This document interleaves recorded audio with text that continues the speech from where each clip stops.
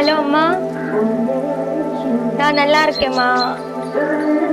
இந்த வாட்டி என்னால வர முடியும், எக்ஸாம் இருக்கு. அம்மா உங்களுக்கு சொன்னா புரியாதா? எனக்கு எக்ஸாம் இருக்கு, சொன்னா புரிஞ்சுக்கோங்க.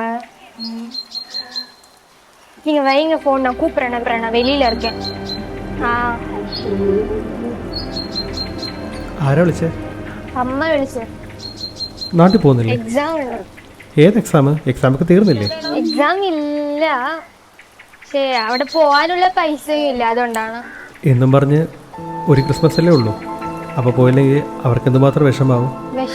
പക്ഷെ അവര് പൈസ കാണില്ല അവരുടെ കയ്യിൽ. ഞാൻ ഇപ്പൊ വരുന്നുണ്ടെന്ന് പറഞ്ഞാൽ അവര് കട വാങ്ങിച്ചെങ്കിലും എന്നെ അവിടെ ആക്കും, പക്ഷെ അതെനിക്ക് ഇഷ്ടമില്ല, അതുകൊണ്ട്. നിനക്ക് വേണമെങ്കിൽ ഞാൻ പൈസ കടം തന്നാ പോരെ നിനക്ക് പോവാൻ? അല്ല, എനിക്ക് കടം വാങ്ങുന്നതില് താല്പര്യമില്ല. അതിൽ എത്രത്തോളം എക്സ്പീരിയൻസ് കിട്ടിയിട്ടാണ് ഞാൻ വേണ്ടാന്ന് വെച്ചേക്കണേ. പിന്നെ എങ്ങനെ നീ പോവും?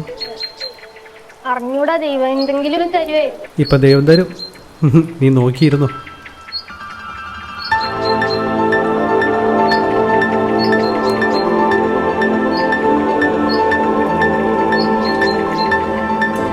നിങ്ങളുടെ പൈസ എന്റെ പൈസ ഒന്നുമല്ല, വേറെ ആരെങ്കിലും പൈസ? അതിലൂടെ വേറെ ആരും വന്നിട്ടില്ലല്ലോ, നമ്മൾ മാത്രമല്ലേ ഇവിടെ ഇരുന്നത്. സത്യം പറയാൻ നിങ്ങളുടെ പൈസ നിങ്ങളുടെ കാലിന്റെ അടുത്തില്ലേ ഇടന്ന്?